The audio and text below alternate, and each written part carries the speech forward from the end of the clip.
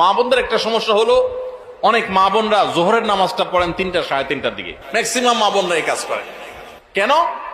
কারণ দুপুরে ওনারা রান্না বাড়া করেন, রান্না বাড়া করতে গিয়ে ওনারা শরীর ঘামায় টামায় যান, তখন শয়তান এসে মাসালা নিয়ে হাজির হয়।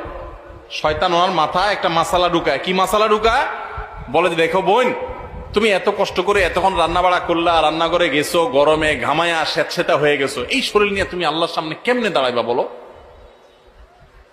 তো এবার বোন শয়তানরে জিগায় মনে মনে আর কি, তাহলে কি করতে হবে?